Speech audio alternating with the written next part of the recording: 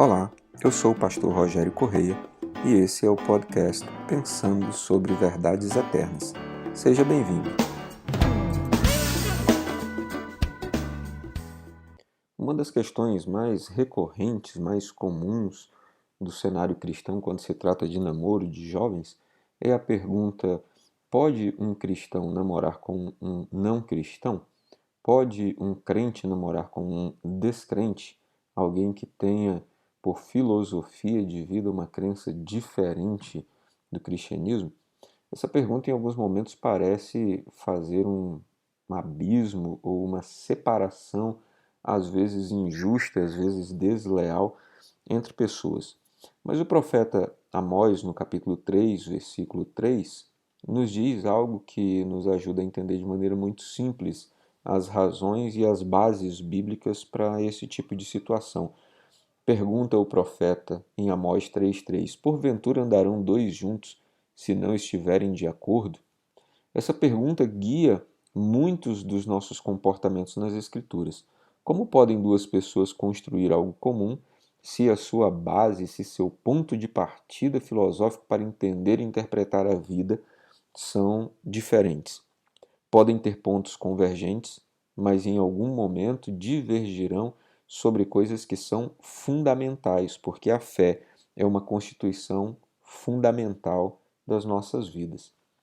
Daí constitui-se um paradoxo, porque quando as pessoas se envolvem emocionalmente primeiro e verificam as afinidades depois, dificilmente elas têm força, disposição e coragem para rejeitar aquilo que elas percebem que não dá certo. Inclusive, já tive a oportunidade de aconselhar muitas pessoas que dizem: eu sei que o relacionamento não tem futuro, eu sei que não vai dar certo, mas eu prefiro continuar apostando, mesmo contra todo conselho que se dê para evitar sofrimento. Sobre esse tema, o apóstolo Paulo parece falar de maneira muito clara quando ele escreve em segunda carta aos Coríntios, capítulo 6, versículos de 11 a 18, dizendo: falamos abertamente a vocês, coríntios, e lhes abrimos todo o nosso coração. Não lhes estamos limitando nosso afeto, mas vocês nos estão limitando o afeto que têm por nós. Numa justa compensação, falo como a filhos. Abram também o coração para nós. Não se ponham em julgo desigual com descrentes, pois o que tem em comum a justiça e a maldade? Ou que comunhão pode ter a luz com as trevas? Que harmonia entre Cristo e Belial? Que há de comum entre o crente e o descrente? Que acordo há entre o templo de Deus e os ídolos? Pois somos santuários do Deus vivo. Como disse Deus, habitarei com eles, entre eles andarei. Serei o seu Deus, e eles serão o meu povo. Portanto, saiam do meio deles e separem-se, diz o Senhor. Não toquem em coisas impuras, e eu os receberei. E lhes serei pai, e vocês serão meus filhos e minhas filhas, diz o Senhor Todo-Poderoso. De maneira muito clara e direta, Paulo está dizendo que não há possibilidade de associação entre crentes e descrentes, porque a sua base de fé, a sua estrutura para medir todas as outras coisas na vida, parte de princípios diferentes. Então, um cristão vai dizer: eu gostaria de me guardar puro sexualmente até o casamento. Um não cristão vai dizer: todo mundo tem relação sexual antes do casamento. Eu não posso aceitar ser diferente. Um cristão vai procurar basear a sua vida e seus relacionamentos a partir da vontade de Deus. Um não cristão vai ter muita dificuldade de ouvir um Deus em quem ele não acredita, de partir de princípios que ele não acredita. Esse tipo de relacionamento está fadado a complicações, em muitos casos ao fracasso, em outros tantos em sofrimentos muito maiores do que o simples fracasso. Porque todo relacionamento emotivo, emocional, profundo, íntimo, causa sofrimentos se não for construído sobre uma base sólida, e essa base precisa ser a vontade de Deus, precisam ser as Escrituras, precisa ser a fé no Senhor Jesus. Então, antes de pensar num relacionamento, nós devemos sempre partir dos pontos que começamos a discutir 2 dias atrás. Qual é, em primeiro lugar, a nossa missão, qual é o nosso propósito, qual é o nosso chamado em Deus, o que foi que Deus nos chamou para fazer eternamente na sua presença. A segunda coisa, que estrutura eu tenho para comportar um relacionamento neste momento da minha vida? Então, somente depois que eu tenho uma definição de propósito e depois que eu tenho uma definição de estrutura, eu devo pensar em uma pessoa objetiva. E ao pensar nessa pessoa objetiva, eu preciso ter critérios. O grande problema das pessoas do nosso tempo é que elas não têm filtros e não têm critérios.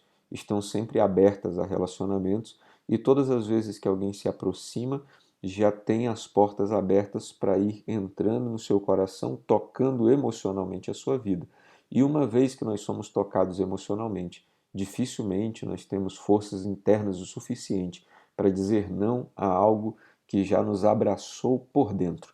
Por isso, antes de você ser uma pessoa exposta, procure estabelecer critérios claros. Assim, quando uma pessoa, por melhor que seja, por mais gente boa que seja, por mais reta que pareça ser, por mais íntegra que pareça ser, se aproximar de você, você terá filtros para dizer: esta pessoa cabe na minha vida, esta pessoa não cabe na minha vida.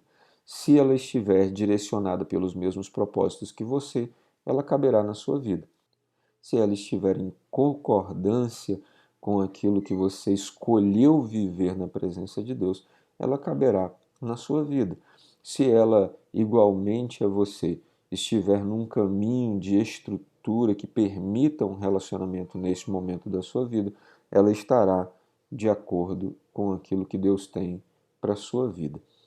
Se, por outro lado, for alguém que não atenda minimamente a estes requisitos, não tenha a mesma base de fé que você, não tenha propósito ou chamado definidos, não tenha estrutura definidas, então eu diria para você: corra, é cilada. Nós precisamos ter relacionamentos que sejam construídos de maneira sólida na presença de Deus para que não tenhamos dificuldades depois. Em havendo minimamente estas condições, então eu creio que nós podemos começar a falar a respeito de um relacionamento, de um início de conversa para começar a afinar os propósitos, para começar uma preparação para uma vida a dois. Um namoro, na perspectiva cristã, não é apenas um momento para, entre aspas, curtir um ao outro. Um namoro, na perspectiva cristã, é uma preparação para um casamento. Precisa ser supervisionado, precisa estar na luz, precisa ter parâmetros claros para que os dois não se percam na caminhada e para que esta caminhada não seja apenas uma aventura sentimental que terminará em duas pessoas feridas ou magoadas. Espero poder ajudar você com essas palavras. Que Deus te abençoe e que você tenha nele um ótimo dia. Ficou com dúvidas ou quer sugerir temas para o nosso podcast Pensando sobre Verdades Eternas? Escreve para a gente, igrejadaflorestaacre@gmail.com. Não esqueça de nos seguir também nas plataformas Spotify e Apple Podcasts.